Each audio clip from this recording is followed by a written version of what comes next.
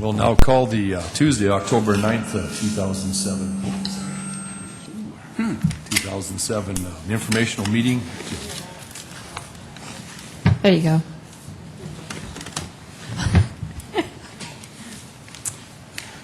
First up, we have the City Council staff report. Good afternoon, Sioux Falls City Council. Just a couple of things to share with you today. Along the lines of just helping the public know about the program that the council purchased a while ago, we have put up, and Denise has been a big part of this project, but putting up some posters around at our local public libraries and community centers regarding how to access City Council web streaming. In addition, a number of us attended the conference, the annual conference for the Municipal League, and so a number of us from the City of Sioux Falls attended. And one of the big topics had to do with the liquor license, and so I think they're moving ahead with that. I think Gary Caldwell was very instrumental in helping draft that document and having that move forward for a legislative agenda. But also, just to let you know, there was some emails sent out earlier. I think that the City Council and the Sioux Falls Chamber of Commerce will be hosting a public forum on October 25th, at least we hope to, regarding the issues of liquor licenses. And so it looks like that's a go. We're looking forward to working with the Chamber on that event. Very good. Next, Mayor Munson's office. Is there anybody here to represent the mayor today? No report? Very good. Next, we have the Audit Committee, and we'll have the third quarter internal audit activity report with Rich Oxel, the lead internal auditor. Rich? Thank you. You should have a copy of the third quarter report in front of you. We'll just go over that briefly, and we'll take some questions if you have them. The work that we've completed, last week we talked about the Sheraton management agreement. That is obviously done, and that report has been made public. Right now we're sort of in the report writing stage for two audits, the construction contracts administration and the cash handling citywide. The field work is done. We're just at the stage where we write the report, and then we'll be discussing it with the management. When that process is complete and the audit committee has approved those reports, you will get a briefing on those and get a copy of the final report. Two audits that we've started and are the Washington Pavilion management contract. We've met with the management over there, and we're in the middle of that audit right now. The purchasing and procurement, we're just done some preliminary work, and we haven't got really to a meeting with management yet with that. On the last page of your report, you'll see something called Other Activities. Down at the bottom it says Fraud Hotline. We've worked with purchasing, develop an RFP, and that has been put out there for companies to submit an RFP, request for proposal, for a fraud hotline. I believe the deadline is October 25th. After that deadline, we'll form a committee of some sort. We'll review those requests and proceed with that. We'll be obviously talking to the audit committee about that. At this time, if you have any questions, I'll be willing to answer those.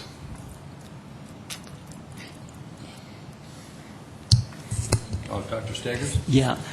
Rich, in regard to the fraud hotline, I was just wondering, why are we going through all this effort for an RFP?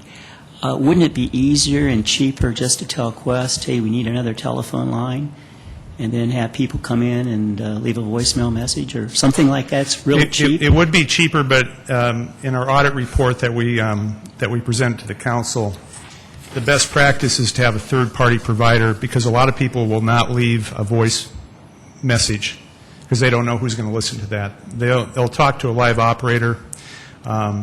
So a lot of cities have gone to a third-party provider because of that reason, that people are very reluctant to leave a voicemail, especially if if they're not sure exactly who is listening to that. If they think it might be a city employee or something like that, they're more reluctant to call in.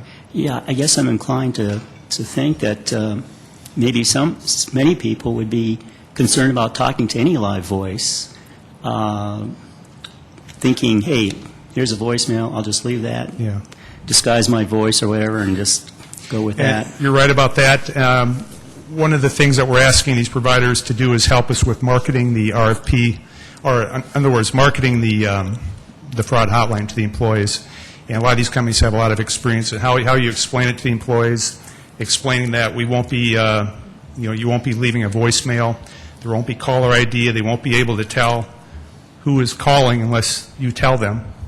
And it's, the idea is to inform the employees what the purpose of the hotline is and that their anonymity can be protected if they want it protected. And also, did we appropriate about $4,000 for that? Yes, that is, I believe that's correct. Thank you. Mr. Kavanaugh.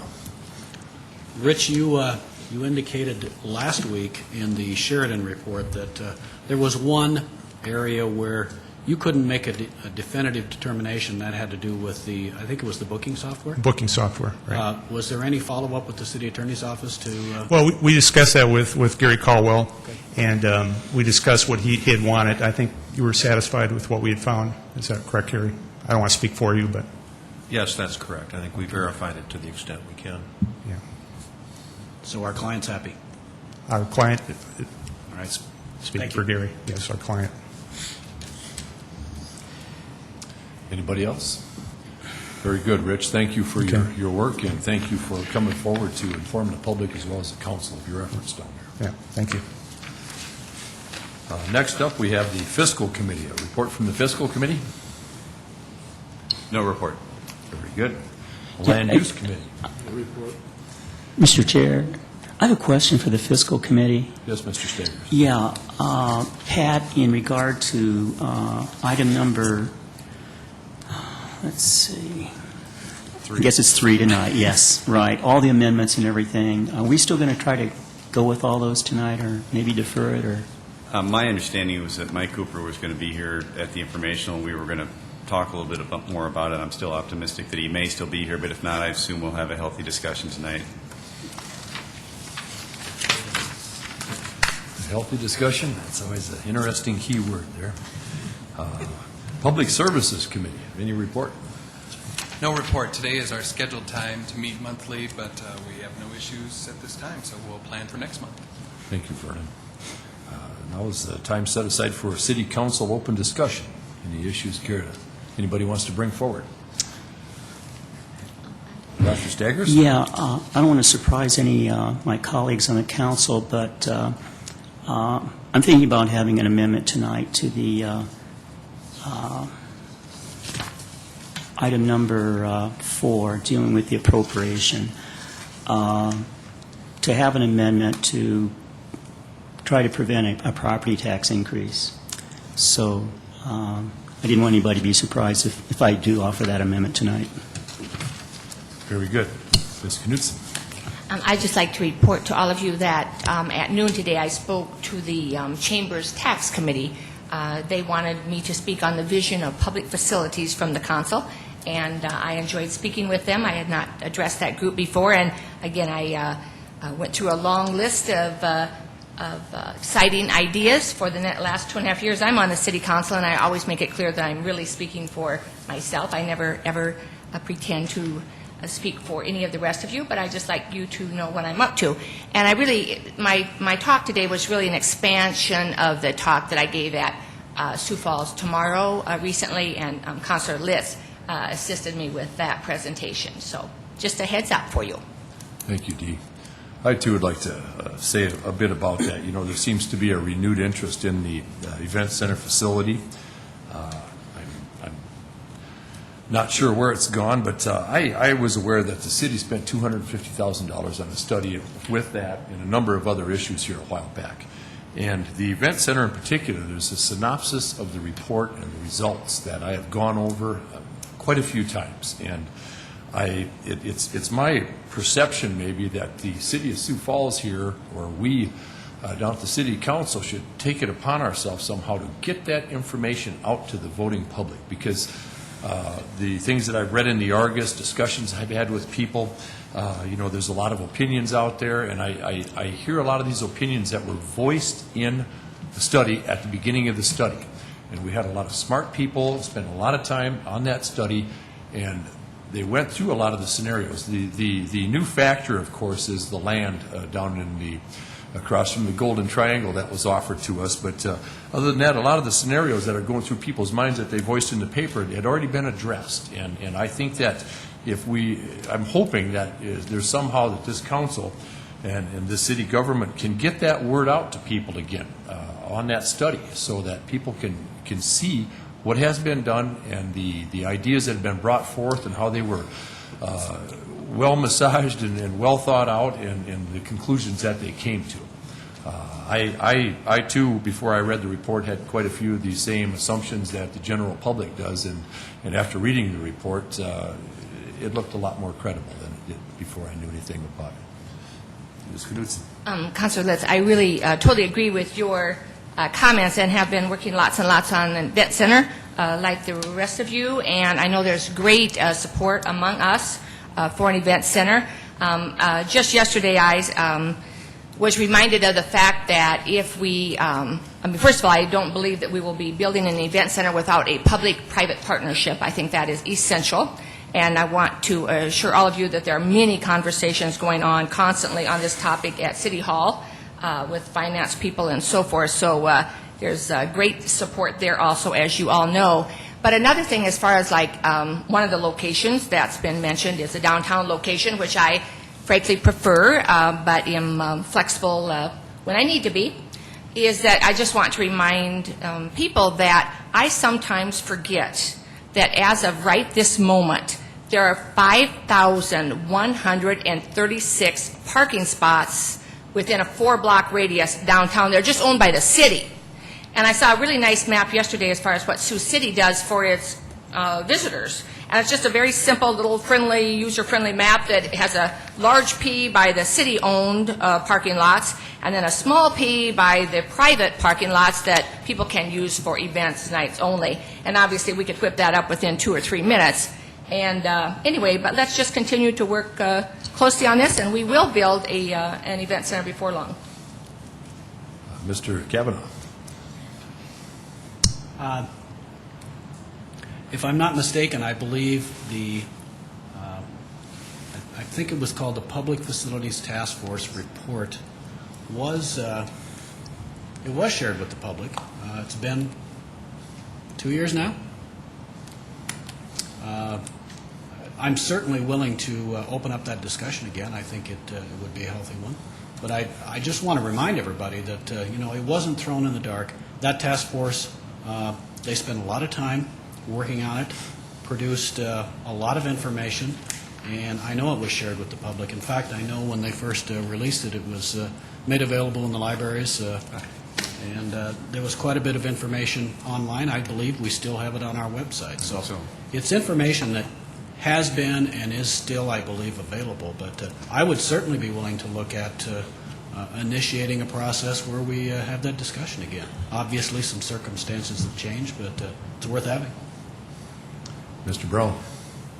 Memory serves me, we had public meetings on that as well. I specifically remember one at the convention center. So there was lots of information out, but it's certainly worth revisiting. I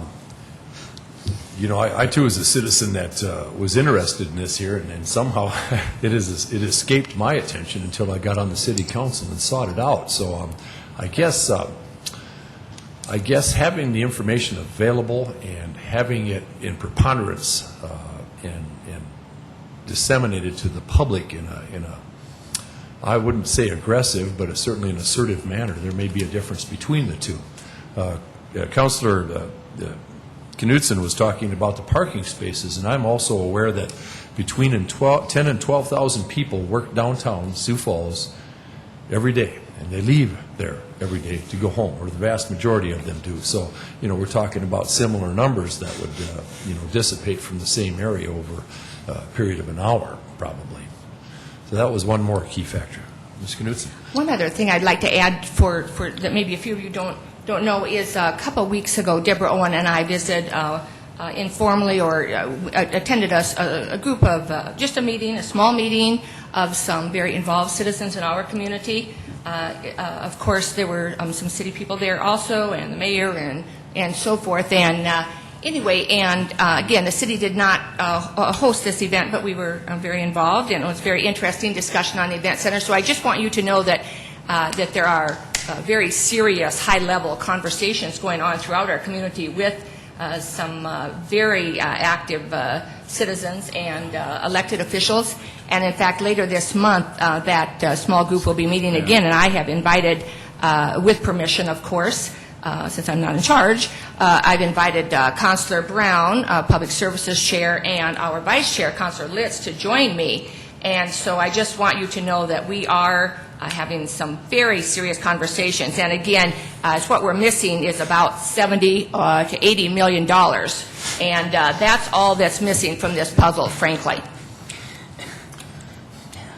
Thank you, Councilor. Yeah. Dr. Staggers? Yes, I was wondering if I could ask, this group, what group is this? I'm sorry? What group is meeting, talking about this? It's a group of people who are particularly, I mean, I would just say they are, they are bankers, they are business owners, they are clearly some of our top leaders, civic leaders in our community. Is it just an ad hoc group, or is it part of the chamber or any other group? Yes, it's actually, I'm not being evasive at all with you, it's not part of the, I wouldn't say it's part of the chamber, though there was chamber representation there also, and it's really, and some of the downtown leaders are really, really steering these conversations at this point. And again, I was just invited as city chair very recently to that meeting. But definitely definitely chamber representation there, and just wide representation. Forward Sioux Falls, and just some incredible shakers and movers in our community were there. Mr. Kavanaugh. Well, I'm glad to hear that we've got people still continuing to talk about this. But if I could be so blunt, I think the problem we ran into 2 years ago and continue to have is when the leading citizens of this community, and I guess I include us in that group, when we take on these tasks without actively asking for and involving the average citizen in such discussions, I think we're looking for trouble. And I just hope that this group, once again, will look beyond their own membership, their own group, and try to find ways to get the public involved in this. That's the only way this is going to generate a healthy discussion that leads to public understanding. Councilor Knudsen. Councilor Kavanaugh, I could not agree with you more on that. And definitely, this was just the first meeting I had been invited to, and it was very recently. And there is, I think everyone in the room would totally agree with you on that. And again, we're just starting to chat again among ourselves, and we're trying to brainstorm as far as where can we find about $80 million. And I suppose every 2 years that we dilly-dally on this, because we don't have the money, because we're not, that's the only reason we haven't built it, is that the price tag goes up. But clearly, this is just the beginning of some real serious brainstorming with the idea of having neighborhood meetings at every level and so forth. And in fact, going a step further, I learned something yesterday that was helpful to me. Is at that particular meeting that I attended, and when I say I, Deborah was there, and other many other people that I've already mentioned, but Jody Schwan gave a presentation, a research presentation that she had done, and she took a list of, I think it was 31 cities in our country, many from the Midwest, and she just went through this list, frankly, not having any idea what she was going to find, to just see, what do they have, where do they build it, la, la, la, la, la. And anyway, that was a very interesting presentation, I thought it was anyway, and it happened to this fairly healthy list, which I shared with the tax committee today, is that 23 out of 31 of those communities, Oklahoma City, just many communities, Wichita and so forth, actually made the decision in the last few years to build their new event center downtown. But when that research project started, she really, I don't think, had a clue what she was going to find. And then in addition to where it was located, she also has information on each of those cities as far as how are they funding their event center. And I think Wichita, kind of like, well, let's just say I took my husband to a meeting on the event center yesterday. I'll just fess up on that. I took him because he's a legislator, and I just wanted him to know that in Wichita, their legislature was courageous enough to allow their city to expand the sales tax for just 30 months, just a temporary 1% sales tax increase, just for 30 months to build their new event center. And so I kind of wanted the Dave Knutsons of the world to know that message. Councilor Costello. I can't find the CLS study on the website, but if we could maybe make sure we get it on there. I think we've generated enough interest in it now. Dee, I'm trying to remember, though, what was the original, do you recall what the original cost estimates for the event center were? I believe the original cost estimate was around $70 million, and again, I'm sure that figure is higher. And of course, it will depend, So when you say if that we we're build short it for... $80 million now, we're basically Right. at zero. Right, and then, of course, then that doesn't, necessarily even include Right. land and so forth. And so I'm hoping to find someone to step forward to provide us about $70-80 million, and then we'll handle the rest seriously. But even though you just spent the last couple minutes talking about downtown and the pros of that, you're still open to considering any other alternatives? Oh, most definitely. Most definitely. I'm a very flexible team player here. I'd like to add that I, too, am flexible in that regard. Councilor Jameson. One thing I think, before we go too active with the public, we ought to figure out how we're going to fund this thing before we start talking about an event center. We better have our ducks lined up with how we're going to fund it before we go any further.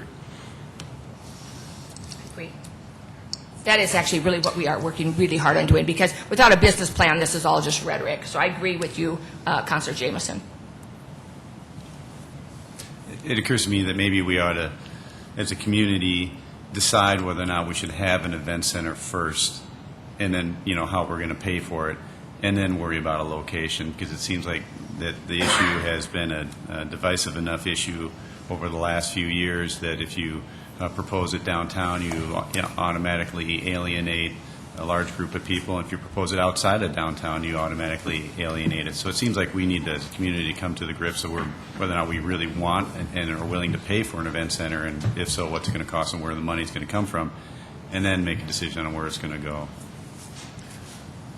Well, and I think, too, I think it's interesting. I think we need to do a little more research. For instance, one of the sites that was suggested just in the Argus poll, which, again, is, interstate connection, which is very logical as far as interstate connection. But when Mr. Ramos called me and I was in Pierre, I was somewhat serious and somewhat teasing him. I asked if Gannett was maybe going to buy that land for us and give that to the city, because, frankly, right now, I don't know who owns that land. I don't know if it's for sale. And I don't know if it were for sale, how much it would cost us. But obviously, that's an important factor we need, since quite a few people polled chose that site. Which land are you talking about? The Interstate 90, the one that came in second place in the recent Argus Leader poll. So I asked Nestor if when they were polling people, if they were telling them anything about that land. I mean, is it for sale? How much? Whatever. But I believe the answer to that was no. Anybody else? Very good. There's no executive session tonight, is there? Very good. Thought I better check. Well, is there any other business that anybody wants to bring forward? Very good. I would look for a motion to adjourn. I so move. Got a motion? Second. Got a second, Mr. Jameson. All those in favor of adjournment, say aye. Aye. Aye. All those opposed, same sign. The ayes have it. We're adjourned.